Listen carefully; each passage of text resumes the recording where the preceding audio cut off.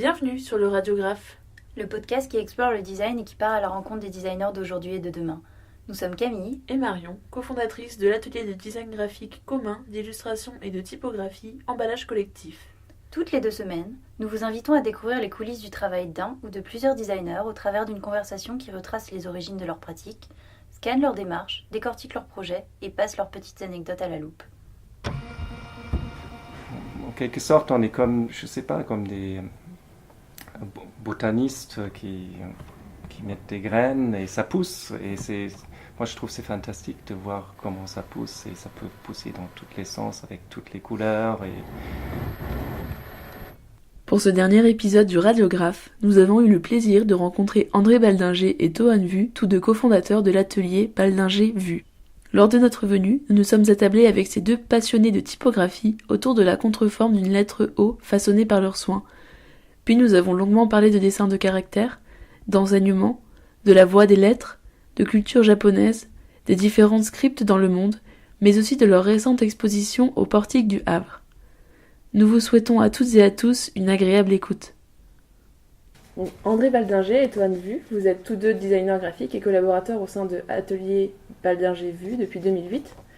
Et avant cela, vous avez eu des parcours différents puisque André, vous êtes né en Suisse. Et après avoir étudié à Zurich, vous arrivez à Paris en 1992 pour étudier la typographie à l'ANTC, l'actuelle ANRT. Et en 1995, vous fondez votre propre bureau et commencez à travailler pour le domaine culturel, pour les institutions ou encore l'industrie. Et Tohan, vous êtes quant à vous né en Allemagne, où après des études en sociologie, vous avez en 1999 commencé à étudier le graphisme. En 2002, vous arrivez à Paris et travaillez au sein de l'Intégrale Rue d'Ibord, où vous prenez en charge plusieurs projets comme l'identité de l'aéroport Cologne-Bonn, je ne sais pas si je le dis bien, Cologne-Bonn, oui. Ou celle de la Cinémathèque française, avant de créer vous aussi votre atelier en 2005. Et bien que vos chemins se soient croisés pour la première fois en 2004 et que plusieurs années durant vous ayez travaillé côte à côte, ce n'est qu'en 2008 que vous décidez de travailler ensemble, à l'occasion de la refonte de la communication de l'école Estienne. Et depuis, vous avez monté toute une petite équipe basée entre Paris et Londres, il me semble, qui collabore sur de nombreux projets, que ce soit pour le domaine culturel, les institutions ou bien dans le milieu de l'art contemporain. Signalétique, scénographie, muséographie, édition, typographie, pictogramme, identité visuelle, affiches, web design. On ne dénombre plus la diversité des supports que vous réalisez. Mais revenons un peu en arrière, et même aux origines. Pourquoi vous êtes-vous intéressé au design graphique au tout départ ? Quelle a été votre première expérience avec la création graphique pour chacun de vous ? Moi, je dois dire, au début, c'était pas vraiment ça qui m'a le plus attiré au moment où il fallait choisir une profession, parce que j'étais déjà en train d'étudier, mais beaucoup plus technique, au Polytechnicum à Zurich, électrotechnique. Et à un moment, je me dis, je trouve ça intéressant, mais je ne peux pas imaginer de travailler pendant 40 ans dans cet environnement avec ce type d'atmosphère, et ça m'a pas suffi. Also ça m'a intéressé, mais pas suffisamment. Et au moment où il fallait prendre une décision, moi j'étais beaucoup plus attiré par le dessin d'objets industriels. Et en cherchant un stage pour voir un peu mieux qu'est-ce que c'est, je n'ai pas réussi à avoir un stage dans ce domaine-là, mais il y a une copine qui m'a dit qu'elle était graphiste. Elle m'a dit, mais écoute, pourquoi tu fais pas un stage en graphisme? C'est pas exactement ça, mais c'est déjà quelque chose qui est assez proche. Et je me dis, bon, pourquoi pas?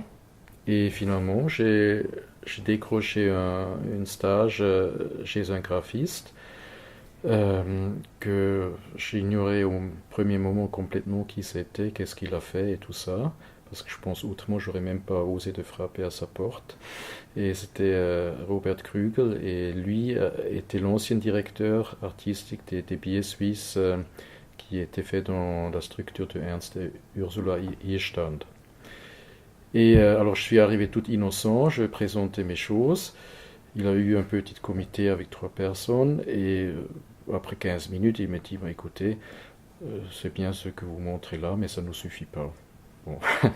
Alors, c'était la douche froide, et après, au téléphone, quand qu'on a parlé en amont de cet entretien, il m'a demandé un peu qu'est-ce que je fais et tout ça, et je lui ai dit que que je suis aussi en train d'expérimenter avec l'ordinateur des choses graphiques.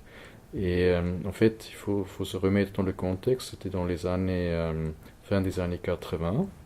L'ordinateur était tout neuf comme outil, et lui était un des rares qui ont déjà vu une sorte de potentiel là-dedans. On parle vraiment du premier Mac+, premier LaserWriter, premier Illustrator, des logiciels qui ont entre-temps qui ont complètement disparu. Et il était assez isolé par ses confrères, il disait c'est un jouet, ça vaut pas grand-chose. Et lui, en fait, il m'a invité justement à cause de ça, parce qu'il n'y a pas d'autres graphistes qui ont déjà eu d'expériences comme ça. Et il me dit, on dit au revoir, mais pourquoi vous n'avez pas pris des choses que vous avez fait, les expérimentations que vous me parlez avec l'ordinateur. Et là, je me dis, tiens, c'est peut-être là j'ai fait une erreur, parce que moi, je ne pensais pas que ça lui intéresse. Pour moi, c'était presque normal, mais pour lui, c'était exceptionnel. Et je me retirais pendant 3 mois et j'ai vendu ma moto, j'ai acheté un Amiga. C'était à l'époque l'ordinateur le plus accessible et qui a déjà eu un écran avec des couleurs et tout ça. Et je me retirais pendant 3 mois, j'ai fait des choses. Et imprimante en couleur, ça n'existait pas. Alors j'ai pris des photos Polaroid de l'écran et je lui ai envoyé ça. Et c'était un hasard, je croisais après 2 ou 3 jours plus tard, je croisais un de ses collaborateurs qui était un peu dans cette mini-jury à Zurich dans un bar où on peut boire des bières. Et il est venu vers moi et me dit oui, tiens, Robert, il était bien impressionné par ça que tu as envoyé. Et je me dis ok, bon, peut-être il faut maintenant que je me manifeste encore une fois. Et il m'a invité de passer et dans l'entretien, ça s'est très bien passé. Il m'a dit, bon, vous voulez commencer quand? Je dis, je sais pas. Il m'a dit, bon, alors vous commencez demain. Et ça veut dire, ça a commencé comme ça. Et je commençais à avoir goût, j'étais vraiment plongé dans l'eau, hein. C'est comme apprendre à nager, mais je me débrouillais, j'ai acheté des livres sur la typographie, j'ai étudié ça la nuit pour être à jour le lendemain. Et j'ai commencé à faire des choses et c'était tout de suite des choses réelles, c'était pas des exercices, c'était tout de suite du vrai. Et bon, ça marchait plutôt étonnamment bien. Moi, j'étais surpris un peu moi-même parce que après 2 semaines, on a fait rendez-vous avec un projet où je travaillais là-dessus. On a présenté ça, c'était vendu. Je me dis, tiens, super, ça marche pas mal. Et bon, il faut dire, j'ai travaillé beaucoup pour rattraper un peu les choses que je connaissais pas. Et au moment où les entretiens pour l'équivalent de l'art décoratif, on se fait à Zurich, je dis à lui, bon, maintenant je vais m'inscrire là. Et il me dit, mais pourquoi? T'es pas content? Je dis, mais oui, mais il faut que je fasse une école. Il dit, non, mais c'est pas vraiment nécessaire. Si tu trouves ça intéressant chez moi, tu continues. Et je me dis, non, mais c'est bizarre, et j'ai continué. Mais après, j'ai quand même vu... il y a des choses qu'on ne peut pas vraiment remplacer. Les études, c'est super important. Alors, je fais encore 2 années très spécifiques en typographie avec Hans-Rudolf Bossart. C'était vraiment axé là-dessus. Et c'était important. Et Hans-Rudolf Bossart était aussi un prof absolument extraordinaire. Et puis, une fois terminé ça, les premiers logiciels de créer des typographies sont sortis, c'était Photografer, des choses comme ça. Et ça m'a intéressé, et en Suisse, il n'y a eu pas d'offre pour étudier ça. Et c'est la raison pourquoi je suis arrivé finalement à Paris, parce que la structure de l'ANCT, à l'époque, proposait justement un post-diplôme avec ça. Voilà, c'était un peu l'entrée dans ce domaine. D'accord. Et pour vous? C'est un peu similaire, je crois. Nous deux, on n'a pas des parcours linéaires, mais un peu avec des déviations. Et après mon bac, que j'ai passé en 93, en Allemagne, à l'époque, il fallait faire un service militaire. Donc, du coup, Mais pour moi, c'était hors question de faire un service militaire. Donc j'ai fait une lettre pour me dispenser, mais à la place, j'ai dû faire un service social pendant 1 an et demi. Et ça m'a permis en fait de me prendre un peu de temps pour réfléchir à ce que je veux étudier.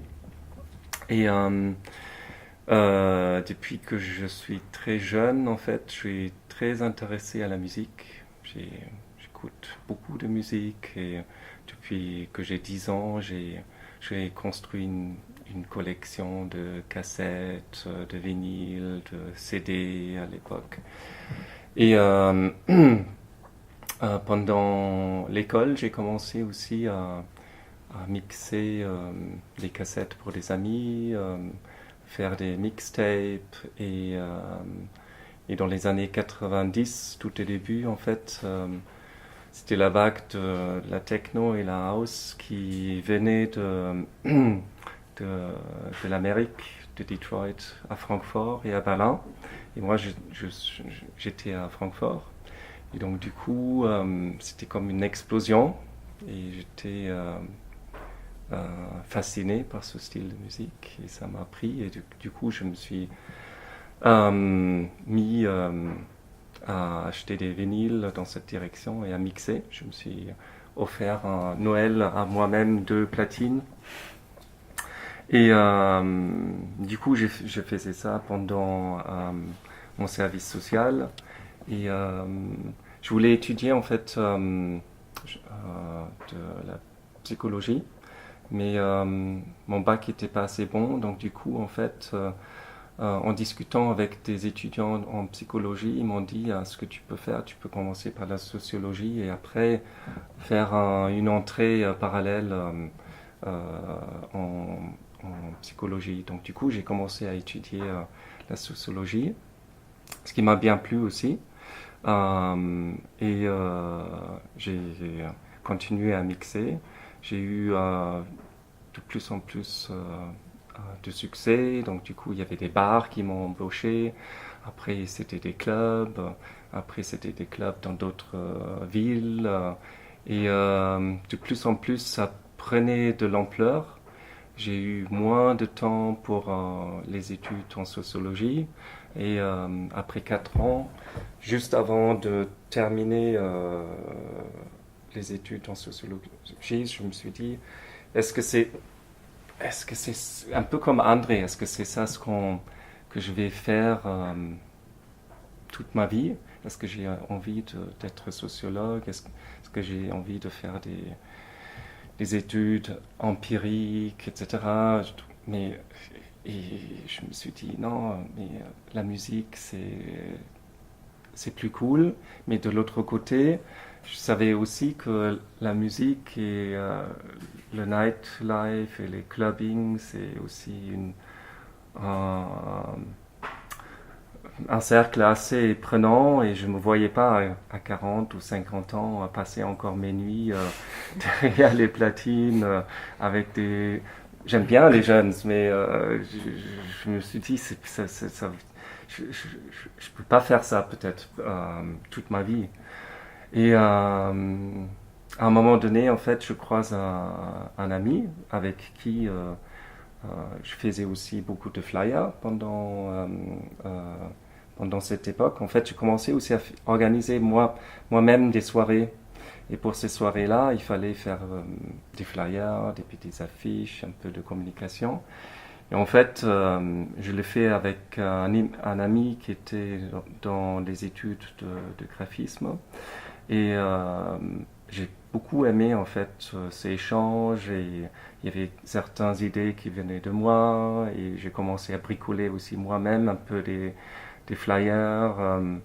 Et donc du coup, il m'a dit, mais pourquoi je parlais de lui, de ma situation, et il me disait pourquoi tu fais pas des études de graphisme. Et c'est à ce moment-là où je me suis dit ah ouais, peut-être je peux faire avec les yeux ce que je fais avec les oreilles, travailler de manière créative. Et donc du coup j'ai fait un book. Et à l'époque en fait je prenais beaucoup de photos aussi. J'adore faire ça depuis très longtemps. Et donc du coup je fais mon book avec un portfolio de photographie. Et ça fonctionnait, j'ai pu rentrer à l'école.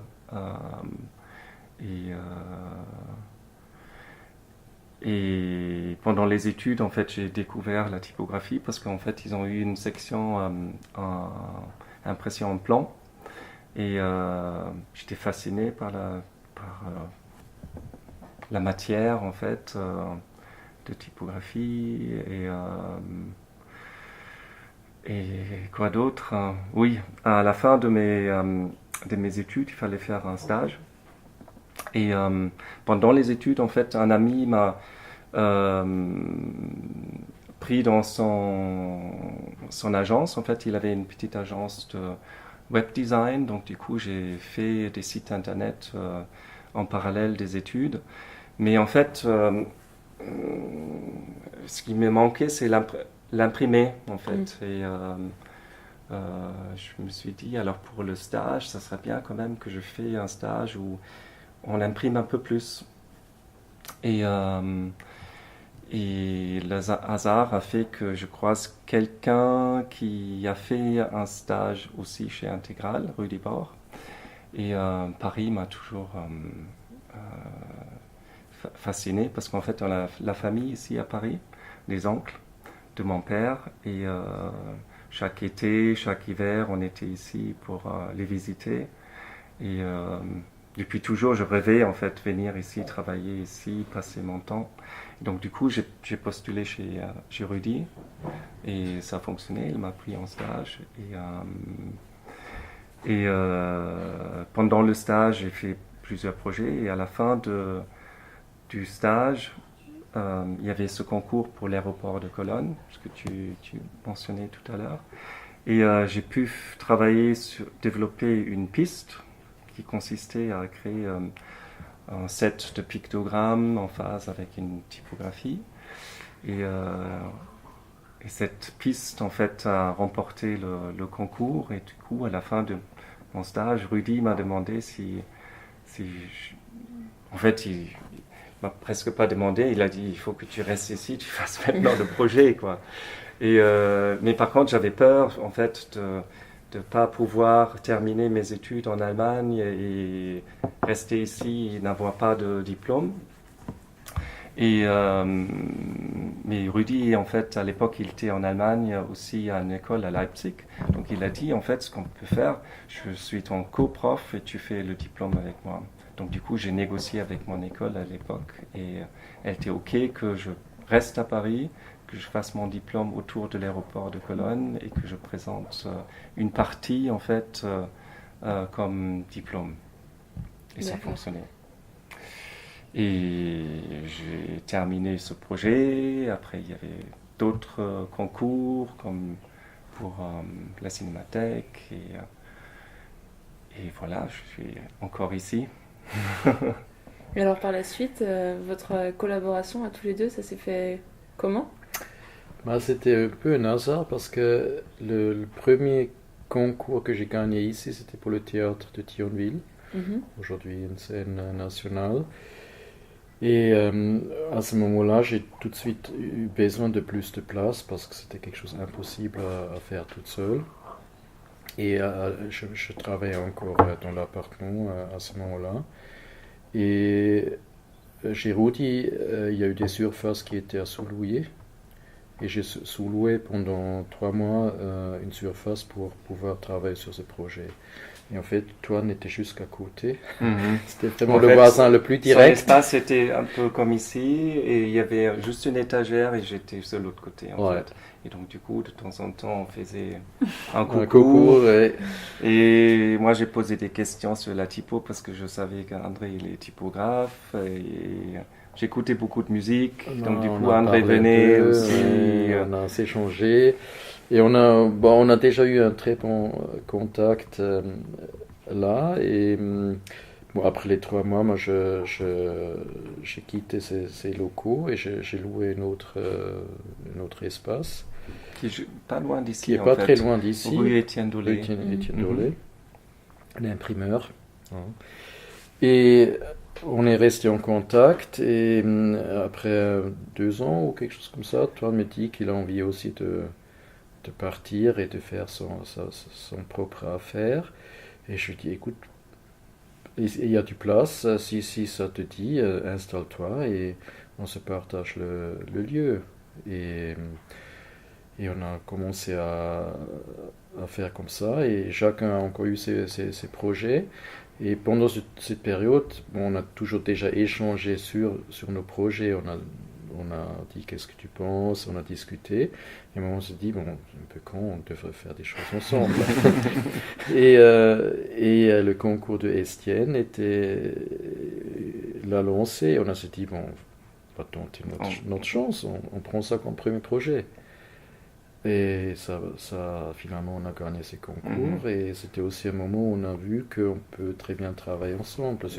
Qui a fait une certaine fluidité, en fait, dans le projet, et un savoir-faire qui est complémentaire. En fait, André, il a une super connaissance de la typographie, sait dessiner des lettres, et moi, après les 4 ans chez Rudy, j'étais bien formé sur les identités visuelles fluides, qui s'adaptent, qui sont vivants, et je savais créer des dossiers de concours, les structurer, et je crois que c'est en fait cette formule qui a fait que c'était vraiment une très bonne complémentarité. Et après aussi le fait de pouvoir bien échanger, même si on n'est pas toujours tout de suite toujours avec les mêmes avis, mais on a toujours trouvé d'aller vers le but et de définir qu'est-ce qui est le plus important dans chaque projet, et d'essayer d'isoler un peu ça, et après de le travailler, retravailler jusqu'au moment où on pense, ok, là on est prêt de l'envoyer. Et c'est pas toujours évident, en fait, de trouver quelqu'un avec qui on rentre pas trop en concurrence, parce que être graphiste, c'est aussi ça peut être des Nous, à un moment, on s'est dit, où on ne s'est même pas vraiment dit, c'était presque évident, il faut qu'on ait la meilleure solution, et peu importe maintenant si ça vient de toi, si ça vient de moi, c'est aussi l'ensemble qui fait qu'on est arrivé là, et qui fait que ça tient. Mais vous avez quand même un langage un peu commun aussi à la base, enfin, vous avez ou quelque chose qui s'est unifié peut-être, je sais pas, avec le temps. Oui, on vient d'une culture germanophone, avec une histoire de l'enseignement du graphisme qui a des parallèles, ça, on peut le dire. Oui. On met en question peut-être en fait tout. Chaque ligne qu'on met sur une feuille, chaque lettre qu'on choisit, les tailles, etc. Tout est questionné. Ça c'est, je pense, lié à notre formation du graphisme. Tout doit être validé par quelque chose. Après, je dirais plastiquement, on est quand même un petit peu différente. Je peux peut-être dire, pour moi, j'aime bien illustrer aussi, j'aime bien dessiner, j'aime bien illustrer. Je pense que c'est peut-être le bon mot. Et André, je suis plus abstrait. Il est plus abstrait. Mais ça ne veut pas dire que j'ai pas des affinités avec les images et l'illustration. Oui. C'est juste c'est aussi une des raisons pourquoi la typographie et l'expression par les lettres m'a attiré, parce que pour moi c'est vraiment les acteurs que je connais qui m'ont plus envie de l'exprimer. Mais je sais très bien qu'il y a des choses où l'image ou l'illustration est, dans certaines situations, à sa rôle, est plus fort et plus adapté pour certaines choses. Et je pensais aussi là où on arrive à chaque fois de faire un peu le filtre et de définir qu'est-ce qui est maintenant ici important. Et finalement, soit c'est la typographie qui soutient la côté plus illustrative, soit c'est l'illustration et elle soutient la typographie. C'est toujours selon les projets une sorte de balance qu'il y a trouvé. Mais les deux, c'est aussi une équipe, et il faut que les deux jouent très bien ensemble. en fait, des fois, il faut le comparer aussi avec un vrai couple, un couple qui est ensemble, quoi. On n'est pas ensemble, mais on a un espace commun, mais il faut aussi laisser des espaces privés, quoi, où chacun peut faire ce qu'il veut et l'autre il laisse faire. Et dans une relation de couple, c'est pareil, on est ensemble, mais j'ai aussi des soirées avec des amis seuls, et il faut laisser cette place aussi. Oui. Bon, il faut dire qu'on est des fois plus ensemble qu'avec nos partenaires. Travaillez beaucoup. Ouais. C'est vrai. Mais ça, c'est important, et ça, on a aussi toujours dit et essayé que les différentes expériences que chacun fait et qui a fait, que ça, finalement, ça nourrit après aussi notre travail ensemble. Alors, c'est pas du tout quelque chose qui nous semble étrange de faire à cette manière-là. On va continuer, je pense, de parler de tout ça. Si vous voulez commencer à tirer une des cartes, on puisse André, en parler. Souplesse des systèmes. On a déjà un peu parlé. Bon, qu'est-ce qu'on peut dire? Parce qu'au moment où je suis arrivé à Paris, je dois dire Paris m'a très bien accueilli. Oui. Très ouvert, mais des fois dans les discussions avec les gens, il y a un peu la connotation était suisse, rigide, trop systématique, tout est carré. Et là, je pense la chose qu'on peut dire, au moment où on travaille créatif avec les systèmes, c'est pas du tout rigide. Ça nous aide à créer. Oui, bon, aujourd'hui c'est un peu moins le cas que les Français ont une distance avec les Allemands. Il y a plus. En fait, c'est marrant parce qu'hier, j'ai entrepris, j'ai croisé les Zoo designers graphiques.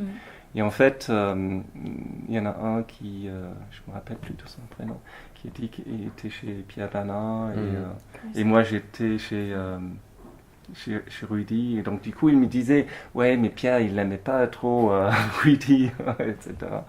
Donc du coup je trouve aujourd'hui c'est devenu complètement en fait peut-être les Français ont eu peur des Suisses qui ont débarqué à Paris avec leur savoir sur la typographie, mais aussi un côté peut-être froid, systématique, pragmatique, bien géré, et les Français un peu plus artistiques.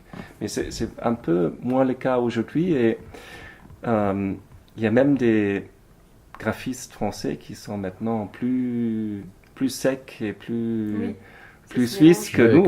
Nous sommes, Donc le système est plus que souple, il est maintenant liquide et complètement mélangé, si on peut, le dire comme ça. En fait, c'est à chacun de définir la souplesse d'un système. Et je pense qu'il n'y a vraiment pas de règles pour ça. Et nous, on est constamment en train de voir quels sont les paramètres qu'on peut changer, qu'est-ce que ça impacte, est-ce que c'est intéressant, est-ce que c'est pas intéressant. Parce que pour nous, les systèmes, c'est vraiment pas une chose rigide, mais c'est vraiment quelque chose à expérimenter et à explorer. Et pour autant, on trouve toujours, j'avais hésité en fait à mettre cette carte aussi, qui parle de rigueur et de donc liberté formelle, et où on retrouve un peu, parler de liquidité. C'est un terme qui n'est pas courant pour parler du design. C'est vrai qu'il y a d'une part quelque chose qui va être peut-être plus solide, donc de l'ordre de la rigueur et donc cette culture aussi suisse que vous avez. Oui. Je sais pas si oui, ça, on peut dire ça. Et d'autre part, cette influence plus souple, plus artistique. dans chacun de vos projets, que ce soit finalement pour les systèmes, on va dire, d'identité visuelle ou pour vos projets d'affiches, on trouve à chaque fois une sorte de balance encore entre rigueur et cette liquidité. Oui, je sais pas trop comment vous... Oui, mais peut-être on peut essayer de l'expliquer un peu, parce que même là, quelque chose fluide ou plus organique, un peu gagner avec une certaine conception qui est derrière. Ça veut dire, c'est pas parce que c'est libre ou organique que c'est tout de suite meilleur, mais on peut aussi là, on peut se définir soi-même des règles formelles, comment on travaille avec ça, et être après assez rigoureux avec ça, et ça augmente après, ça peut augmenter après la qualité de quelque chose qui peut-être en premier moment pas l'air très rigide, mais qui est soutenu par une vision assez claire que qu'est-ce qu'on veut obtenir formellement. Peut-être c'est drôle parce qu'en fait, on aime ce côté très, très sec, rangé, bien réfléchi, bien maîtrisé. On le voit peut-être aussi dans ce qu'on fait sur nos livres. La mise en page, elle est très organisée. Et on adore ça. On adore la microtypographie, bien mettre en page, choisir la bonne taille de typographie, la bonne place. Et on peut vraiment, pendant des jours, on peut chercher la place et la taille de typo. Jusqu'à ça tient, c'est assez...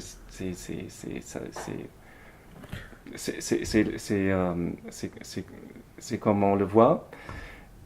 Mais aussi, on a l'autre côté où on est en rompre avec et on a besoin d'une certaine liberté, un coup de folie, une expérimentation, quelque chose qui casse tout, même notre propre système, même notre propre rigueur, on peut devenir chaotique, etc. Et je pense, je crois, de plus en plus, on a peut-être besoin de ces douches froides, douches chaudes, où on prend un sauna très chaud et après on saute dans le lac pour prendre la fraîcheur. En fait, ou de fraîcheur, ou de dire stop, et on regarde qu'est-ce qu'on a fait, et on dit est-ce que ça c'est bien, tac, tac, tac, et on essaie de voir qu'est-ce qu'on peut encore faire mieux. Hein, ça veut dire c'est comme une sorte de, toujours un aller-retour entre les étapes et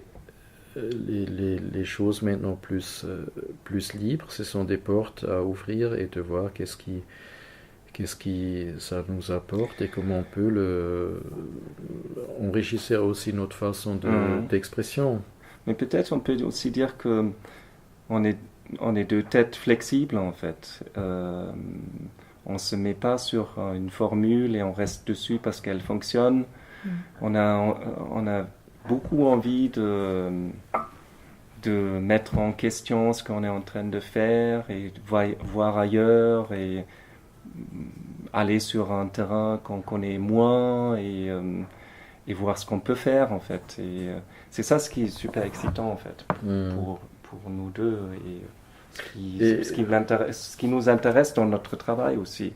C'est chouette, le boulot du graphiste permet de danser un peu, danser sur plusieurs terrains. Oui, d'explorer vraiment beaucoup des choses. Et c'est pour ça on n'a pas vraiment un style qu'on peut tout de suite dire, ah oui, ben ça c'est 100% toujours ça pendant toutes les années. Mais on a une façon de faire les choses qui fait le lien entre les différents projets. Et je pense que ça c'est aussi quelque chose, le monde bouge, nous sommes là-dedans, on bouge avec, il y a des choses qui pour un certain moment on le voit de telle et telle manière, il y a des événements qui arrivent où on commence à réviser certaines positions. On essaie de faire ça avec une réflexion et de le faire aussi toujours avec une sorte de raisonnement, ça veut dire donner à la créativité un certain cadre, mais laisser les portes vraiment ouvertes. Si vous voulez tirer une seconde carte. C'est NZAT ou EZAT ou NLAB ou LAB. En fait, il y a les ZAD, où je crois que tu as été à Amiens. Oui. À Amiens, l'ENSAD et l'ENSAD Lab. D'accord, ok. On commence avec Amiens. Oui, Amiens, en fait, c'est drôle parce que pendant mes études, déjà, avec un autre ami, on s'est dit, en fait, c'est génial les études de graphisme. Et c'est génial aussi la façon avec laquelle on rentre en contact avec les professeurs. Et en fait, c'était toujours dans une ambiance d'atelier, on se tutoyait, c'est un peu moins formel qu'ici en France. C'était une relation proche, des échanges vifs, etc. Et à l'époque, je me suis déjà dit, je crois que j'aimerais bien, après les études, aussi enseigner. Et quand j'ai quitté Intégrale, en fait, et quand j'étais avec André à l'atelier, je parlais beaucoup aussi de l'envie d'enseigner. Et il se trouvait que André connaît bien la directrice Barbara Denis à Amiens. Et il y avait Eva Cucchini aussi, qui est encore chez Intégrale et qui enseignait aussi à Amiens. Et donc du coup, je ne sais pas via qui, André ou Eva, j'ai rencontré en contact avec Barbara Denis et j'ai parlé de mon travail et elle m'a tout de suite donné un poste pour enseigner la typographie et les designs éditoriaux et l'identité visuelle en 3e année. Et ça m'a beaucoup plu, ça m'a énormément plu. Et à l'époque, en fait, il y avait aussi Frédéric Techner qui enseignait au même jour.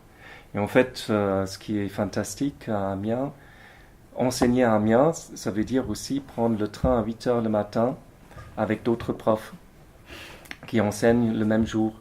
Et en fait, ce qui est chouette à Amiens, tous les profs sont des professionnels, donc ils viennent pour intervenir un jour.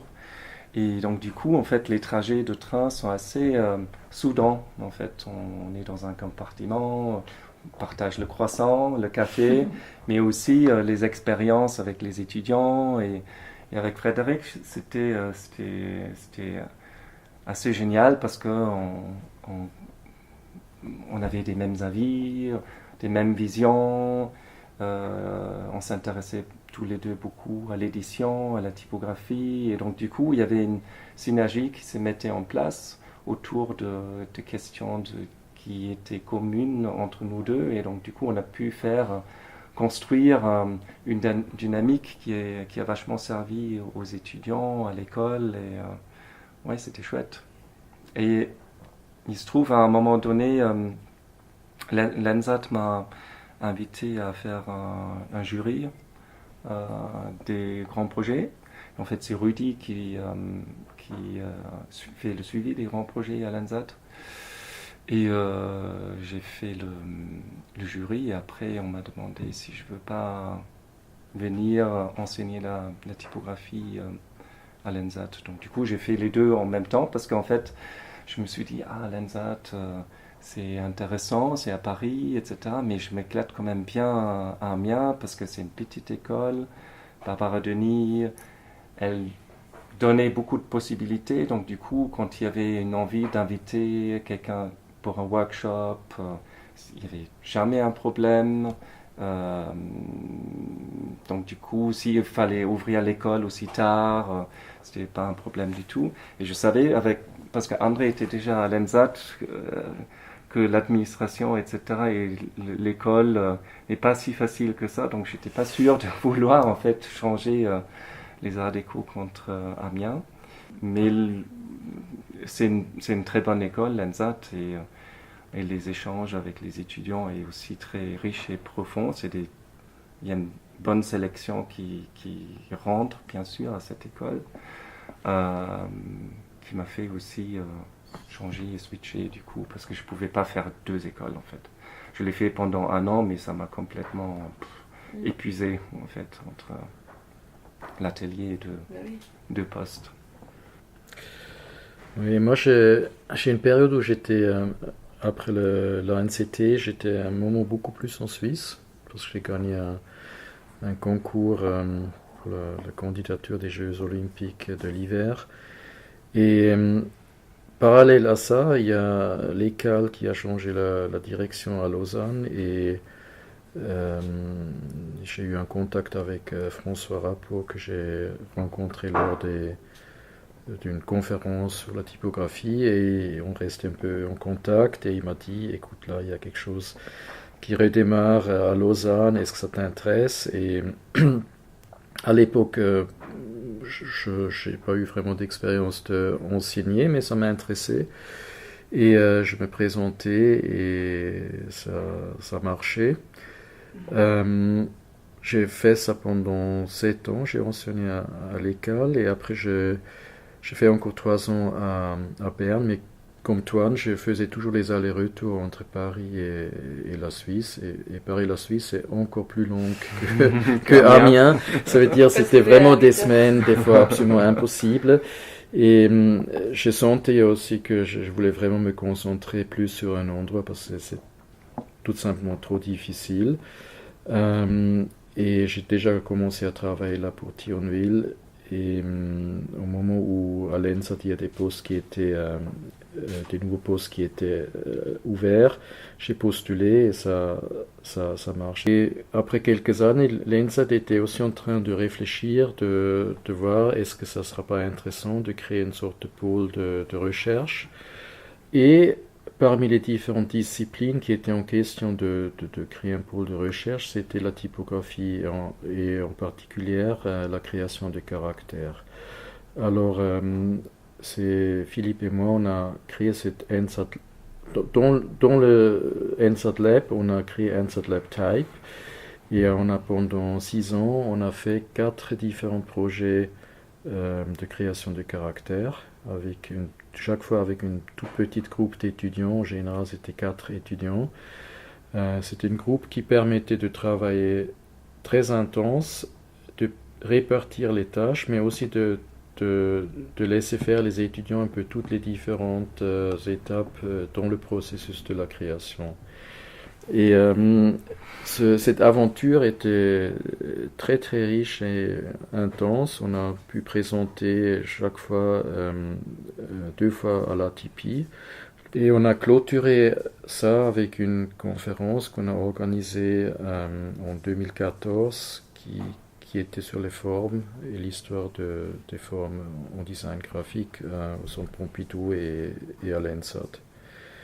Et malheureusement, après ces choses-là, il y a des changements qui ont eu lieu et la direction a décidé de faire autre chose, d'arrêter ce programme-là. Mais il y a des traces qui sont là et les projets qui étaient faits et je pense que ça témoigne aussi un peu de ce moment-là. Et une publication qui est aussi sortie là récemment, cette fin de l'année dernière, oui, sur ces projets. Et alors, vos expériences d'enseignement, vous direz que ça c'est venu nourrir un peu aussi ce que vous faites à l'atelier ou c'est sûr. Ça vient prolonger Oui, non, c'est sûr que ça, peut-être pas directement, mais en fait les échanges avec les étudiants, c'est toujours enrichissant, ça donne de la dynamique, il y a plein de questions aussi. En fait, c'est marrant parce que dans le quotidien, on a certaines expériences et on les a un peu comme quelque chose d'acquis en interne. Et pendant l'enseignement, en fait, il y a des étudiants qui le mettent en question parce qu'ils vous demandent mais pourquoi vous faites ça comme ça ou pourquoi vous dites ça. Et donc du coup, c'est aussi une mise en question de soi-même en permanence, mais aussi une confrontation avec la jeunesse et les nouvelles tendances. Qu'est-ce qu'on retrouve sur Internet. Je découvre aussi des choses. Je fais découvrir aux étudiants, mais je découvre aussi énormément. Donc c'est vraiment un échange qui va dans les 2 directions. J'ai appris ce que c'est des mimes ou des mi. Des memes. Ah oui. Des choses comme ça. Vous voyez, on n'est pas très vieux, mais les jeunes d'aujourd'hui découvrent aussi des choses que nous, on ne découvre pas forcément, peut-être. Oui, on est vraiment dans un échange. Bon, Toine, il joue beaucoup plus l'échec que moi, mais moi je trouve que c'est un peu comme faire une partie d'échecs avec plusieurs joueurs, et comme ça, chaque fois, on a un petit moment, on doit complètement regarder la situation, la réévaluer, analyser et donner notre conclusion et notre explication là-dessus.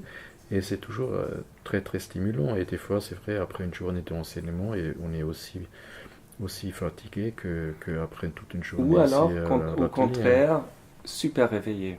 Ou ça arrive aussi. Ça, c'est bien sûr l'expression la plus favorable qu'on peut dire.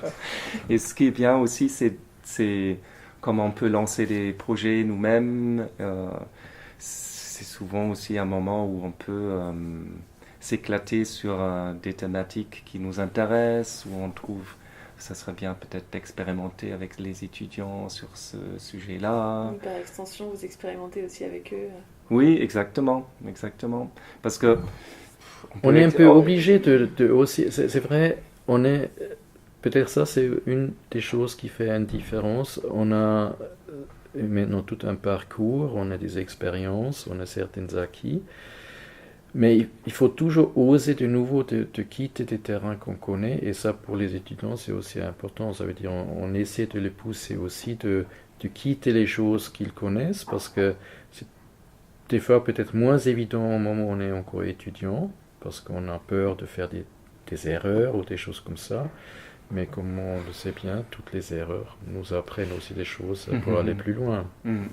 Oui, c'est ça. Et c'est aussi l'encouragement et sentir quels sont les points forts d'un étudiant, quelles sont les potentialités, comment on peut ouvrir un esprit, une tête pour la création, comment on peut ouvrir les yeux, à être sensible à une matière, à une forme, à une typographie, à un univers. Et en quelque sorte, on est comme, je sais pas, comme des botanistes qui mettent des graines et ça pousse. Et moi, je trouve que c'est fantastique de voir comment ça pousse, et ça peut pousser dans tous les sens, avec toutes les couleurs. Peut-être la chose qu'on peut vraiment dire, et ça j'ai vu moi-même pendant les études, à quel point aussi il est important avec qui vous avez comme professeur et comment il arrive ou elle arrive à vous transmettre une matière. Et la typographie, par exemple, un domaine où nous sommes les deux actifs dedans, c'est souvent vu par l'extérieur comme une matière un peu froide, un peu sec, un peu dure, il y a des règles et des choses comme ça. Et c'est là où ça devient intéressant de transmettre aussi, de dire, écoutez, oui, il y a des règles, il y a des choses qu'il faut savoir pour maîtriser, pour bien travailler avec ça, mais une fois que vous êtes là, mais c'est vous qui commencez à redéfinir les règles et comment vous utilisez cette matière-là. Et au moment où l'étudiant, ça fait ce clic, il commence à voir et être enthousiaste comment on peut travailler avec cette matière. Ça, c'est un super moment, et ça, c'est quelque chose qu'on essaie de faire, et c'est vraiment quelque chose que j'ai appris aussi chez Hans Rudolf Bossart. Il y a tous les domaines qu'il a enseigné, parce qu'il n'a pas seulement enseigné la typographie, mais il a ouvert les portes, et l'enthousiasme qu'il a aussi transmis était pour nous un moteur de s'engager, et ça, c'est super important. Allez, une autre carte. Création totale. Oula. Bon, ça, je ne sais pas si on a déjà dit création totale. Non, mais je dois penser à Wim Kruve. Total Design. Total Design. Oui, ça c'était les années 80. Les années 80, oui. La création totale. Je crois qu'on n'a jamais utilisé d'expression. Non, mais c'est une jolie combinaison. Mais est-ce qu'on peut dire c'est peut-être la vision globale ou la création totale, c'est-à-dire qu'on... Ou peut-être dans le sens que on essaie de faire des liaisons. Ça veut dire on n'essaie pas de voir un truc isolé, mais de le voir dans un ensemble. Et peut-être plus intégral, voir les choses, c'est peut-être mieux exprimé que total. Parce que total, c'est un peu totalitaire et un peu, il y a une sorte de terminaison que je pense qui est peut-être pas vraiment juste.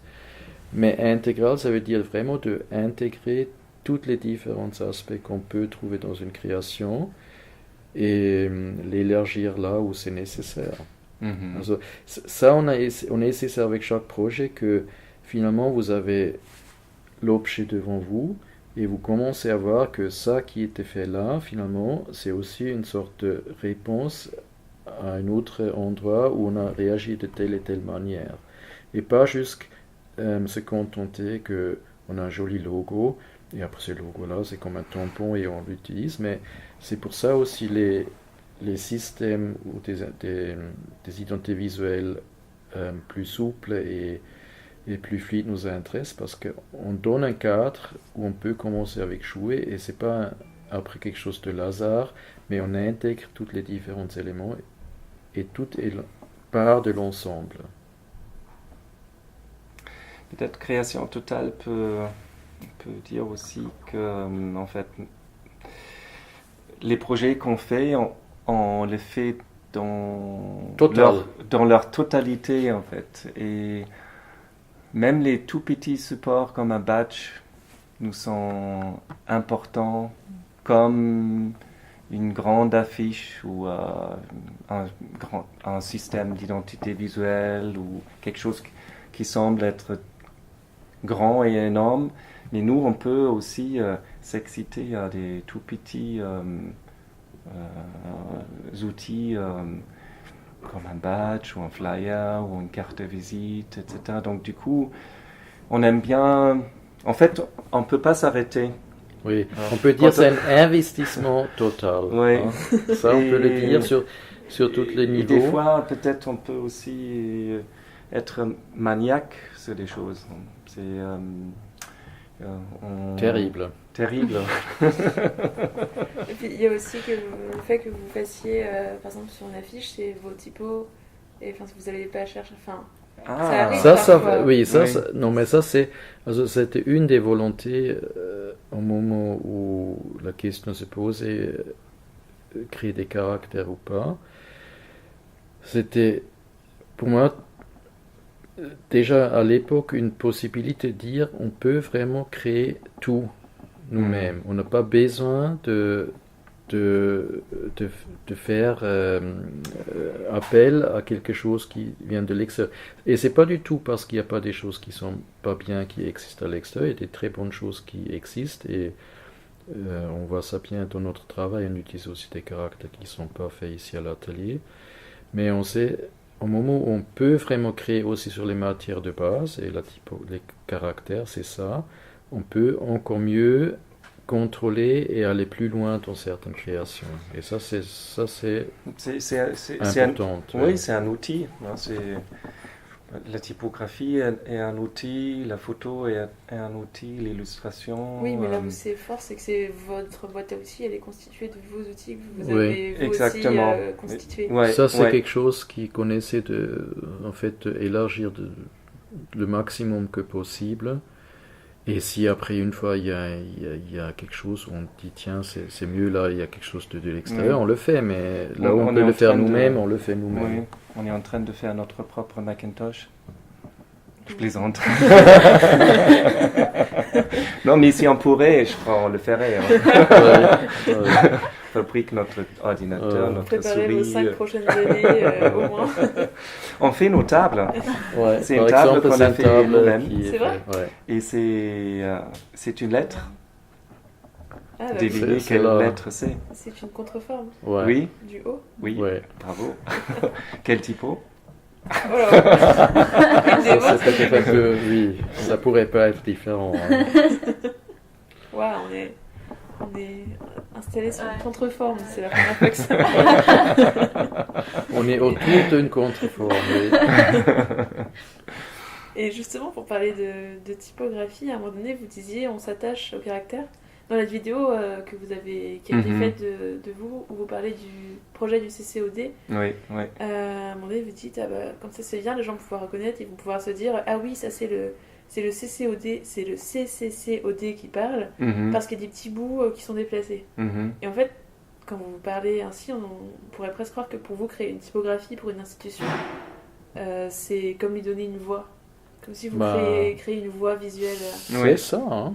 Bah, ça, c'est chaque caractère a son expression. Et la chose qui est assez drôle en France, que le même mot, on dit caractère, chaque personne a un caractère, chaque caractère a son caractère. Mhm. C'est vraiment, et même il y a des choses il y a des caractères qui sont plus expressifs, d'autres qui sont plus calmes, mais chaque caractère a son caractère. Et ça, c'est important. Et ça, c'est quelque chose qu'on utilise beaucoup dans notre travail. C'est pour ça qu'on n'a pas un seul caractère et on fait tout avec ça, parce qu'on pense, et pour les différents projets, il y a peut-être un caractère avec un caractère un peu différent. Il va mieux avec ça que l'autre qui était à côté ou qu'on a utilisé pour un autre projet.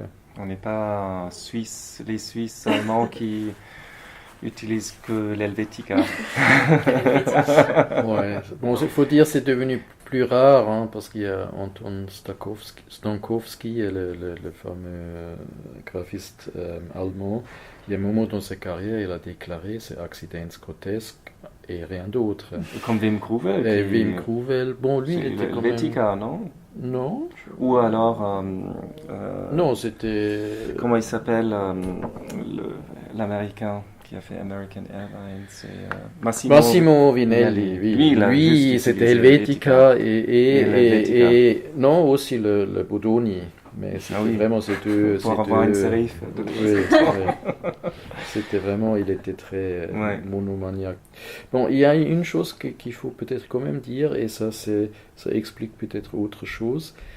Au moment où on connaît une certaine matière très bien, et à ce moment-là aussi un caractère, on a plus de facilité de travailler avec ça. Ouais. C'est comme un outil. C'est Un comme outil un cheval, qu'on arrive, en fait. ou un cheval, ça veut dire tu- une chose qu'on connaît, on est mieux à l'aise, alors on est dans un certain confort. Ouais. Mais est-ce que ce confort-là, il est pas... Il peut être Non, un désavantage, oui. Ça Parce c'est...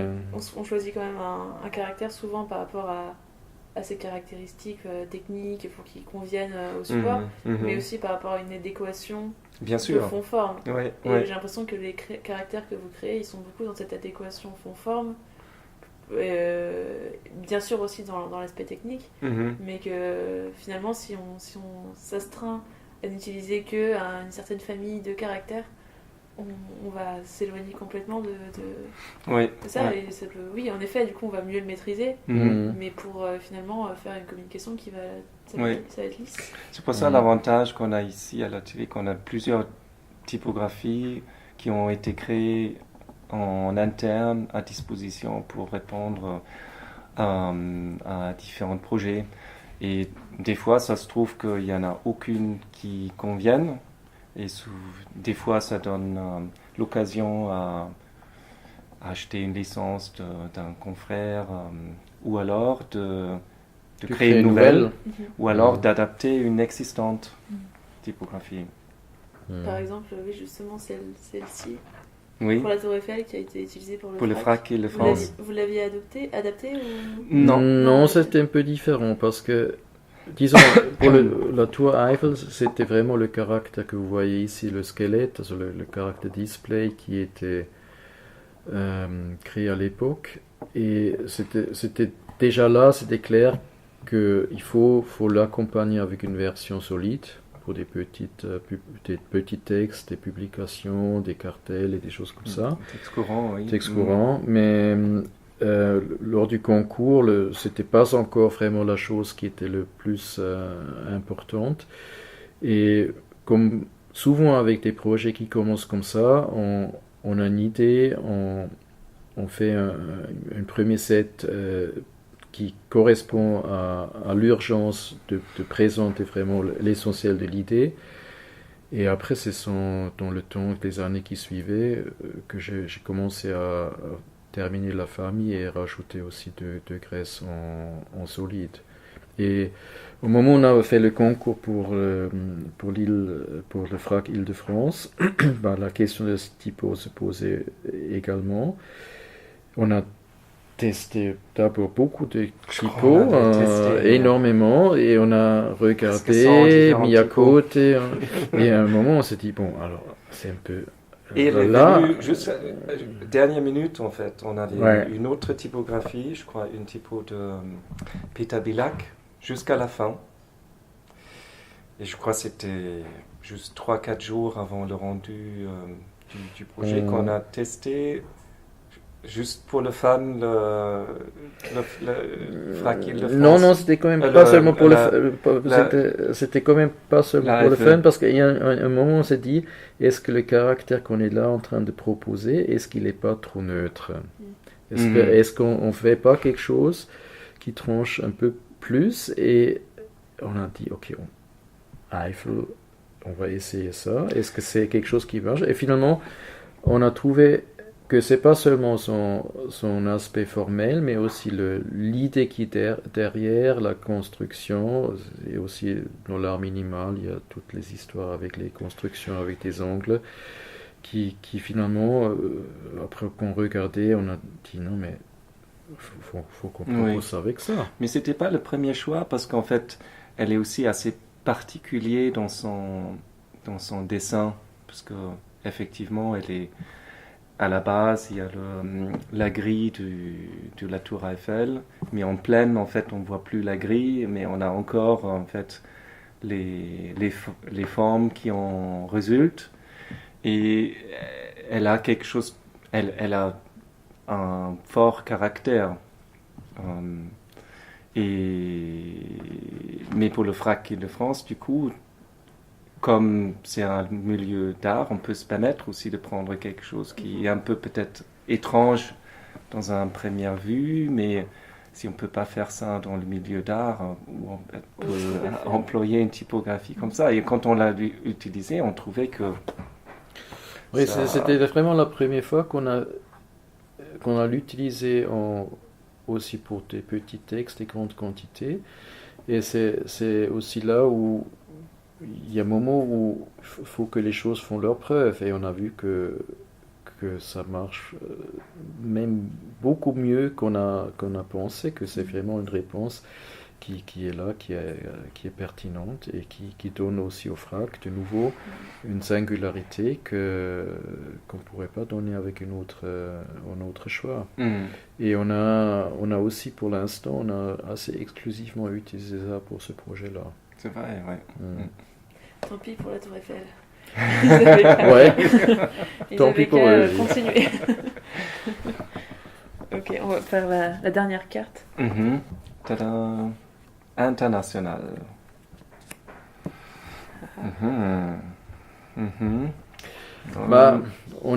Nous, on n'est pas nés en France. Chacun a des origines très, très différentes. Toi, tu pouvais dire quelque chose. Mon père, le nom, il n'est pas très allemand. Donc, mon père, il est vietnamien. Ma mère, elle est anglaise. Et mon père, il est venu en fait du Vietnam pour faire des études en Allemagne. Et c'était en fait à l'époque où la guerre s'est enclenchée au Vietnam avec les Américains. Et sa mère l'a envoyé en Allemagne pour échapper de l'armée. Elle a falsifié le passeport de mon père pour qu'il ait 17 ans, parce que sinon il n'aurait pu pas sortir. Et ma mère, en fait, elle a fait du ballet classique, et elle est venue en Allemagne, à Wuppertal, pour danser dans un grand théâtre du ballet classique. Ils se sont rencontrés. Et voilà, l'international. J'ai des origines vietnamiennes anglais, par contre né en Allemagne.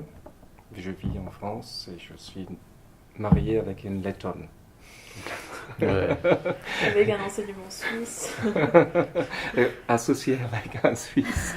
Qui n'est pas vraiment 100% suisse, parce que c'est mon père qui est suisse, ma mère est allemande. Oui, donc on et peut dire... moi je suis avec une italienne ensemble, alors c'est vraiment, on peut vraiment dire on traverse en permanence un peu les frontières.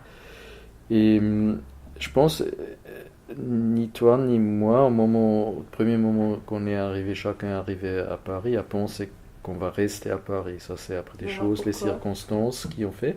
Et je pense une des raisons, il y a plusieurs raisons, mais peut-être une des raisons, c'est aussi Paris reste une des très très grandes villes internationales qui a une identité, qui a une histoire, qui a beaucoup de caractère et qui a un brassage aussi de différentes cultures qu'on trouve que dans des très grandes villes comme ça.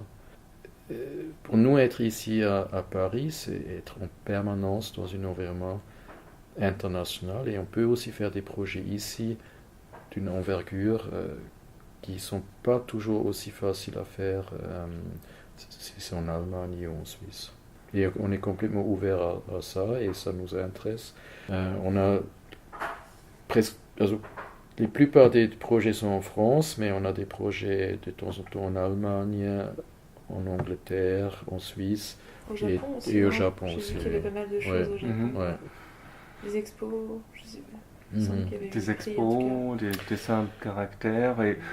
Et André, il est très japonophile. Fil, Donc du coup, il a fait plusieurs voyages là-bas et il est en train de travailler sur un projet personnel qui consiste à... Mais toi, tu peux mieux en parler. C'est une culture qui m'interroge et qui m'intéresse depuis maintenant plusieurs années et il n'y a aucun autre langage qui a un système d'écriture aussi complexe. Ça veut dire ils mélangent vraiment 3 à 4 scripts différents dans leurs imprimés. Hein. Il y a les kanji, après les kana, ça veut dire hiragana et katakana. Et en plus le romanji, ça veut dire les lettres latines. Ça veut dire on peut se trouver avec un imprimé où il y a 4 différents systèmes d'écriture se mélangent, mais qui sont esthétiquement et conceptuellement complètement différentes. Et ça, c'est quelque chose qui m'a beaucoup fasciné et intéressé. Et au moment où on parle aujourd'hui beaucoup des multiscripts, ça veut dire de faire des caractères, où on rajoute à une version latin une autre langue, et on essaie de optiquement et esthétiquement de trouver un ensemble qui laisse à chaque culture ses propres sources, mais qui fait que ces 2 incarnations peuvent bien être utilisées ensemble. Et ça fait quelques années où je travaille sur un projet pour un caractère latino-japonais, ça veut dire sur la base d'un caractère latin, le beeline, créer une extension avec un set japonais. D'accord, donc il pourrait être combiné, mis ensemble, il y aurait 2 types de langages qui Oui. pourraient se côtoyer. Alors on peut vraiment, par exemple, s'il y a un ouvrage français et japonais, on pourrait très bien utiliser ça, ou anglais et japonais. On fait toutes les langues qui se servent du script latin avec le japonais. Et là, je vais être complètement novice dans ma question, parce que... Enfin, après, ça dépend. Je connais pas très bien le système d'écriture japonaise. C'est pas comme des lettres, c'est des idéogrammes, c'est ça? Il y a plusieurs choses. Il y a les kanji, ce sont des logogrammes et des idéogrammes. Et les japonais, mais des fois, ils l'utilisent aussi que phonétiquement. C'est assez compliqué. D'accord, donc phonétiquement, ça peut se combiner et finalement, ça devient un système assez restreint. Parce que s'il faut dessiner tous les signes qui symbolisent une chose, on n'a jamais fini en fait. Enfin, il y a une base. Hein. Oui, il y a une base. Alors on parle que des kanji. Les étudiants japonais, ils doivent maîtriser à leur bac 1945 kanji. Ça, c'est des signes qui viennent d'origine de la Chine. Mais dans l'histoire, ils ont développé leur propre caractère, c'est-à-dire les hiragana, et ça, c'est des hiragana et katakana. Et ça, c'est des alphabets syllabiques, comme nous. Ça veut dire on a un set d'une quarantaine de signes, où chaque signe représente un son. D'accord. Et on écrit avec ça, comme nous on écrit avec c'est plus restreint, et pas 1945 non, signes. c'est beaucoup moins, mais pour des raisons historiques et culturelles, ils ont jamais abandonné les kanji. les kanji étaient vraiment pour les gens éduqués, les savants, la science et tout ça. Et hiragana était en fait développé par les femmes de la cour. Parce qu'eux, à l'époque, ils étaient un peu mis à côté et ils ont développé ça. Et par exemple, le hiragana, ça a été beaucoup utilisé pour la poésie et les choses comme ça au début. Mais aujourd'hui, on a vraiment ce mélange entre les trois systèmes. Et c'est beaucoup... ça reste très complexe. Et les gens arrivent à lire avec autant de... Enfin, faut les assimiler. Nous, on a 26 lettres, donc c'est vrai, mais... Bah, la réalité est que les Chinois, ils ont encore beaucoup plus, ils sont autour de 60 000. Et il y a des signes qui sont que connus par des spécialistes parce qu'ils couvrent une niche, une expression ou des choses très particulières. Quelqu'un qui peut normalement dans le quotidien lire presque tout, avec 2000 kanji, il arrive à faire, même avec 1000 déjà. Hein, c'est beaucoup, mais une fois qu'on a, c'est vrai, venant de l'extérieur, on est en premier moment, on est un peu perdu. C'est quand même un système d'écriture qui a une certaine systématique, ça veut dire on travaille aussi avec des racines, et ces racines sont combinées après, ça veut dire on a une partie du kanji, ça peut être une racine qui se retrouve dans d'autres, et on fait des combinaisons. Et comme ça, il y a certaines logiques où on peut décliner après des choses. Et ça prend un peu du temps, mais une fois qu'on a compris ça, c'est quand même un peu plus clair et un peu plus logique que de jusqu'à avoir 2000 ou 5000 ou 6000 différentes signes, parce qu'on commence à voir les liaisons qui sont là. Un peu comme des pictogrammes mis ensemble vont signifier une action. Oui, exactement. Ouais. Ok. Bon. Si vous avez un projet dont vous aimeriez nous parler, on puisse voir justement les esquisses Ok. jusqu'à la fin. Vous avez eu en fait l'expo Poivre? Non, on n'a pas pu y aller. Ok. Parce que c'est drôle, tout à l'heure tu parlais de esquisse et développement de projet. Et en fait, on a fait une partie de l'expo où on présente des films. Et en fait, on ne voulait pas seulement montrer nos projets finaux, mais aussi montrer différents aspects de notre travail. Entre autres, le processus de travail, le processus, comment on trouve une idée, quelle est la recherche, quelles sont les esquisses, quelle est la construction d'un projet en fait. Et donc du coup, on a créé des modules de films qui témoignent en fait de ça en fait. Donc du coup, on voit des étapes de travail en fait. Ouais, c'était le médium du film qui se prêtait finalement le mieux dans une très court temps de faire le parcours que nous, des fois, on fait pendant des jours et des semaines et des fois même des mois. C'est-à-dire, on a pu comprimer. Et peut-être, je sais pas, peut-être vous voulez voir un de ces films. Oui, pourquoi pas. Oui. Donc le film, en fait, en total dure 10 minutes ou 12 minutes, quelque chose comme ça. Il y a plusieurs parties, en fait, dans ce film. Donc là, c'est toutes les variations d'un seul picto en fait. Donc du coup en fait on montre les différentes étapes qui ont précédé ou les différentes tentatives de représenter un pictogramme de telle façon ou d'une autre façon. C'est seulement un échantillon, hein, mais ça montre un peu la... Ça montre vraiment combien de tes étapes et aussi des autres solutions formelles ont précédé à une étape finalement retenue. Oui, mais c'est très précieux d'avoir ça pour montrer que notre travail, c'est pas un travail de magicien. Non, et des fois on se trompe, et des fois, en fait, là avec la moto, donc du coup, chacun entre nous a dit « Ah, mais il faut une moto plus sportive, non, plus old school, plus une Honda. » Et c'est... Ouais. Et après, on met aussi des choses de nouveau à plat, on montre ça sur la table et on va, ok, celui-là, toute seule, il était peut-être très bien, mais après, avec les autres, c'est peut-être quelque chose qu'on doit un peu revoir et redéfinir. Donc là, on montre la création d'une affiche pour le doc. C'est des images que vous avez collectées? Oui. Pour les recherches. Mhm. ouais. Pour l'affiche. Some of my best Des friends petites are bêtes. germs. Donc, du coup, on a fait une recherche autour des germes et les bactéries. D'accord. Quelles sont les formes des bactéries? C'est marrant, j'avais vu ça comme des petites bêtes.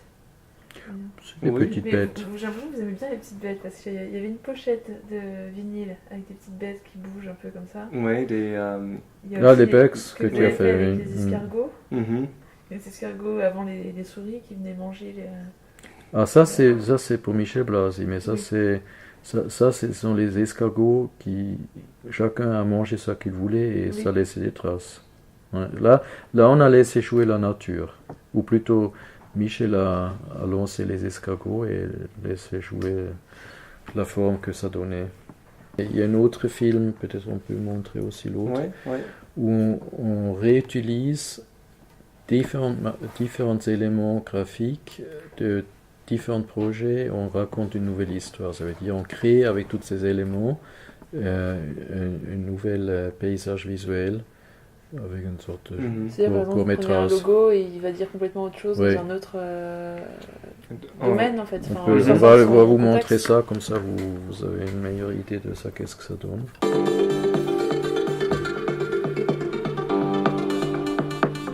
Sébastien. Oui. Mhm.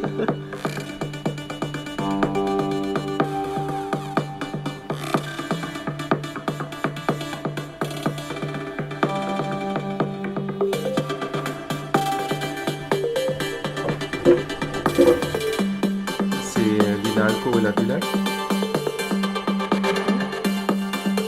Et en fait, ce qu'on fait, on fait un jeu entre les différents systèmes. Et en fait, les systèmes se rencontrent et créent un jeu, une D'accord. fluidité. Et en fait, on montre pas de quel client il s'agit, mais on prend en quelque sorte l'âme de l'identité visuelle et on la présente là. Il y a le FRAC et le France qui est autour avec les flèches. Ça vient raconter autre chose. Oui, on peut dire welcome to the graphic world of Baldanger. On a travaillé avec un musicien qui a fait la musique aussi pour ce film.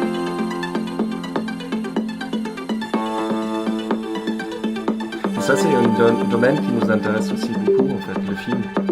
Et du coup, d'avoir eu l'occasion de faire un film, ça nous a beaucoup plu. C'est une matière qu'on commence à découvrir et on a envie de Développer un peu continuer. plus. On va voir de plus en plus de films Baldanger vu alors. C'est pas du tout exclu.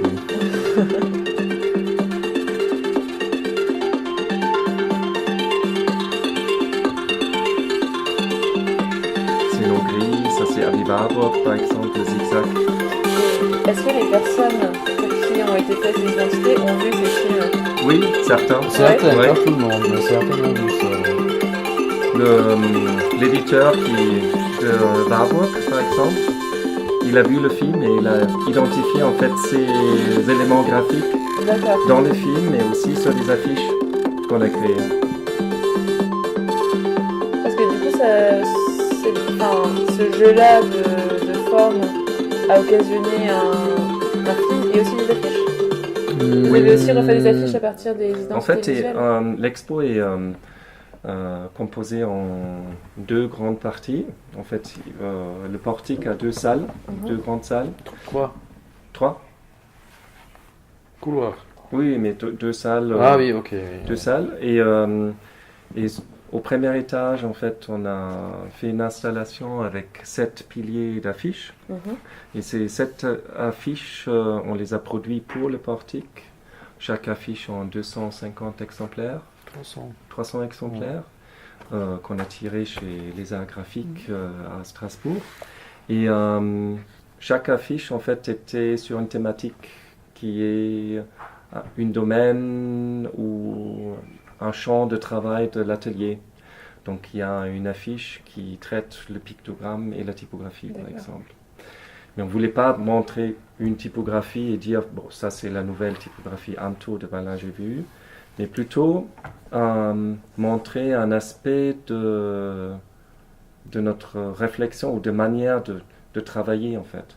Et chez nous, en fait, les pictogrammes et la typographie, par exemple, sont toujours en phase, formellement. Donc on a créé une affiche qui met graphiquement, esthétiquement, formellement, en contraste en fait les deux paramètres, pictogramme et typographie. Et c'est devenu une affiche très plastique en fait, où on a trouvé une forme qui en témoigne. Also, il faut peut-être dire c'était les 7 piliers des affiches, et après il y a 15 livres qui étaient exposés. Et de chaque livre, on a représenté une double page, c'est-à-dire c'était l'univers de tous ces livres qui étaient présentés, mais d'une façon comme une sorte d'inventaire sur une affiche. D'accord. Vous avez passé combien de temps à préparer cette exposition? Elle a été prévue longtemps à l'avance? Je pense 3 mois. Ouais, 3 mois. C'était assez costaud en fait. Oui. Déjà, en fait, ça nous a pris quand même un petit peu de temps jusqu'à conceptuellement définir en fait ce qu'on a envie de montrer. Et le choix s'est mis sur mettre l'accent pas sur tout ce qu'on a produit, la finalité, mais plutôt de créer des nouvelles pièces en fait. Ouais. Et ces nouvelles pièces ont pris forme d'affiches et de films. Et des films. Si vous voulez qu'on passe aux objets surprises peut-être pour clôturer l'interview. Moi je peux... Bon, c'est en rapport avec le graphisme, mais en fait pour moi c'est... Ce qui me cher, les objets, c'est mes disques en fait. Et je peux pas amener en fait tous les disques que j'ai à la maison parce qu'il y en a je crois 3500, quelque chose comme ça. C'est le bonheur de ma compagne parce que ça prend la place à la maison. Et, mais en fait, c'est ma collection de vinyles en fait, qui m'est totalement chère parce qu'en fait, pour moi, c'est une façon de... Je sais pas, c'est une obsession parce que j'ai l'impression, ça m'aide à créer de la mémoire et à me souvenir en fait. Parce que chaque musique, chaque titre est lié à une époque, un sentiment, à un événement de ma vie. Et j'ai l'impression en fait que la musique m'aide à me rappeler de certains moments en fait. Et j'ai besoin de ça en fait. Jusqu'à aujourd'hui, j'écoute beaucoup de musique. Et le vinyle, en fait, pour moi, de toucher la musique et toucher le graphisme en même temps, en fait, pour moi, c'est le pont entre ces deux univers chez moi. L'écoute, le visuel, la mémoire visuelle. Ça, c'est une pochette que j'ai fait pour une amie. C'est une sorte de petit monstre. Ouais, en fait, à chaque fois, j'ai toujours besoin de me référer à quelque chose pour créer. Donc ici, c'était toujours le titre de l'EP. En fait, Mark Schneider, c'est l'artiste et il a dit l'EP va s'appeler Sniper. Et avec une petite recherche, je ne savais pas ce que c'est un sniper. Mais en fait, un sniper, c'est quelqu'un qui est caché, camouflé en costume camouflage dans la forêt pour abattre des animaux. Et en fait, souvent dans les arbres, je trouvais marrant en fait de créer un personnage qui est l'arbre lui-même, qui est caché, mais il n'est pas tout à fait caché parce qu'en fait, ses pantalons en fait sont tombés. Et en fait, ses troncs en fait sont ses jambes et pour la petite blague, il a aussi un petit sexe. Donc c'est le sniper masculin. Et sur le recto en fait, il s'expose et sur le verso en fait, il fait l'analogie avec l'arbre. L'arbre qui a aussi cette fois-ci un tronc et peut-être aussi une branche. Et cette branche en fait, elle est peut-être liée à un sexe, mais dans un autre état. Alors ça, c'est les obsessions cachées. Ouais. En fait, j'aime bien cacher des choses dans les graphiques. En fait, il y a des programmes que j'ai fait à une époque pour la Cinémathèque française. Si vous les coupez, décortiquer, vous pouvez trouver des messages en fait dans la reliure. J'ai caché en photomontage dans les vignettes de films, des visages, des petites visuels, des messages. Ça m'amuse en fait. Et le graphisme en fait, dans le graphisme on peut aussi s'amuser et il y a des moments où il faut rigoler et faire des blagues. Et c'est ce qu'on fait à l'atelier, on fait des blagues et des fois on fait des blagues aussi en faisant des graphismes. Ouais. On est sérieux dans les projets, mais on essaie de garder une bonne prise de l'humour. Ouais. Là, l'EP s'appelle Slave to You, et donc esclave de toi. Et nous, on est tous l'esclave de l'ordinateur ou de nos machines. Donc du coup, j'ai dessiné en fait une platine d'un ordinateur de transition. Là, le titre est Music from Our Souls. Et quand j'ai parlé avec l'artiste, en fait, je lui ai demandé, mais qu'est-ce que tu veux dire par la musique de ton soul? Comment on dit en français De ton esprit? Hein? Non, de ton âme. De ton âme. Je ne sais plus ce qu'il a dit, mais il a dit c'est juste une blague,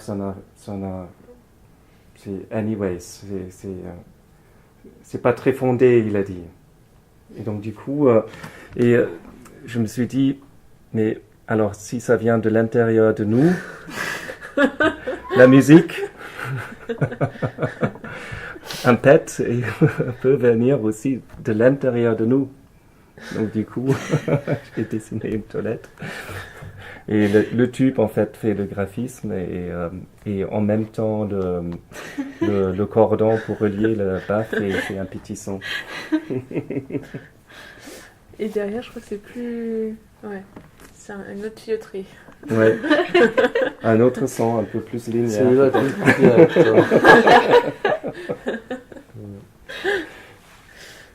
Celle-là, elle est un peu plus, peut-être plus personnelle, en fait. Elle s'appelle Love on My Hands. Et en fait, c'est ma propre main. Et comme moi, j'ai l'amour pour les lettres, je me suis dit, je vais mettre le titre en lettres sur mes mains. Des fois, c'est très simple, hein, mais en fait, j'ai besoin d'une accroche qui peut devenir visuelle, en fait, quelque chose qui me guide pour créer le visuel. Et un autre objet surprise ici, je crois. Ben, j'ai réfléchi quel est l'objet surprise, parce que, à vrai dire, j'ai du mal à isoler vraiment un objet surprise. Mais je pense, la chose qui est peut-être, ce sont ces deux ouvrages qui m'ont accompagné au moment où je suis arrivé ici en France, à Paris. Et les deux étaient un peu dans ma lecture, et les deux, je pense qu'il y a eu un impact assez important sur la façon de faire les choses. Alors le modulaire, ça tout le monde, c'est bien connu de Corbusier. Mais la chose qui m'a à un moment vraiment énormément intéressé, c'est toutes les questions sur les proportions, parce que finalement la beauté est aussi beaucoup liée à la proportion. Au moment où quelque chose qui est mal proportionné, elle peut perdre la beauté. Et Le Corbusier, il a fait toute sa recherche du modulaire autour de ça, avec l'intégration aussi de nombres d'or. Et c'est quelque chose qui est devenu pour moi aussi un projet d'affiche. C'était la première affiche que j'ai faite en France. C'était l'affiche promotionnelle pour l'ANCT, où je travaillais après avec une grille, mais qui était liée au nombre d'or, au nombre Fibonacci. Alors c'était une première vraiment incarnation de ça que j'ai lu et qui m'a fasciné dans cet ouvrage. Et l'autre est beaucoup plus théorétique pour une fois plus dans le sens et l'ancrage des lettres et la langue dans les cultures. C'est Wilhelm Flusser, die Schrift, l'écriture, où dans plusieurs essais, il a un regard de différents angles sur qu'est-ce que notre langue et qu'est-ce que l'écriture. On est beaucoup moins dans le formalisme, mais beaucoup plus dans dans comment c'est ancré et comment on peut le voir et qu'est-ce que ça signifie aussi dans notre société, anthropologiquement et tout ça. Et on peut presque dire comme ça c'est une partie théorie, et ça c'était aussi théorique, mais ici on était plus dans la plastique, dans la forme, et là on était dans le sens et dans l'ancrage des lettres. Et c'est vraiment les deux livres que j'ai, dans les premières semaines où j'étais ici à Paris, j'ai lu ça et ça m'a beaucoup impacté. Après, je pense que ce n'est pas la seule surprise, mais sous le coup, si je prends un exemple qui est lié aussi à mon histoire avec Paris, c'est assez parlant ces deux choses-là. J'ai un objet qui n'est pas connecté au graphisme. En fait, André l'a déjà mentionné, mais je suis un grand amateur d'échecs. Et je crois que j'ai toujours une partie en fait en cours avec des amis de longue année via mail ou en direct. Là, c'est une partie en fait avec un graphiste de l'Allemagne, Götz Gramlich. Et en fait, j'aime bien être en compétition. Donc, quand on joue, on est en compétition. J'aime bien l'échec parce que chaque partie est différente. C'est toujours le même plateau, les mêmes figures, mais la diversité, elle est infinie. J'ai jamais eu le même jeu et je joue depuis que j'ai 6 ans. En fait. Et c'est comme la vie. La vie, elle a toujours des surprises, elle a toujours d'autres chemins. Et il y a les problèmes. En fait, on est attaqué, on doit trouver des solutions, on doit s'échapper, on doit être malin, on doit avoir une tactique. Des fois, on peut aussi faire un bluff. Et c'est une de mes jeux favoris qui est depuis très petit, qui m'accompagne. André, il joue malheureusement pas. Non, c'est pas vrai. C'est pas que je joue pas, mais c'est pas. Je joue beaucoup moins souvent et c'est pas que ça m'intéresse pas, mais je suis moins passionné par ça. Voilà, c'est tout simple. Est-ce que vous auriez un petit mot de la fin pour finir cette interview? Bon, c'était un plaisir de parler avec vous, bien sûr. Et qu'est-ce qu'on peut dire? Oui, non, et aussi peut-être qu'on peut dire tout simplement une chose qu'on dit aussi à nos étudiants, qu'ils restent toujours toute longue de leur vie curieux et ouverts, parce qu'il n'y a jamais quelque chose qui est vraiment arrêté et finalisé. Il y a toujours des nouvelles façons de voir et explorer ce monde, pas seulement graphiquement, mais bien sûr dans cette profession aussi graphiquement. Merci. Merci à vous. Merci André et Toan pour ces mots qui clôturent au mieux ce dernier épisode. Car oui, le radiographe c'est fini, et nous tenions à remercier chacune des personnes qui ont accepté de nous accueillir et de nous donner de leur temps pour se prêter au jeu de nos questions.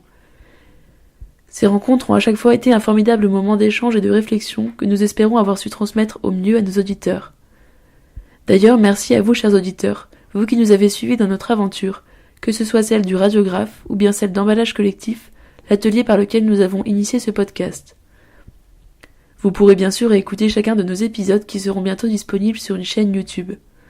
Alors nous y voilà nous aussi au mot de la fin, et je ne peux que rebondir sur celui d'aujourd'hui, en vous invitant moi aussi à rester curieux et ouvert. Curieux de découvrir les différentes pratiques de design qui colorent notre monde et s'attellent chacune à leur manière à le rendre plus beau, plus compréhensible, plus poétique, plus fonctionnel, plus amusant, plus humain. Et nous vous disons aussi au revoir, car comme l'a également dit André, rien n'est complètement fini, et Camille et moi allons chacune de notre côté continuer à explorer et partager nos aventures de design. Alors, À très bientôt!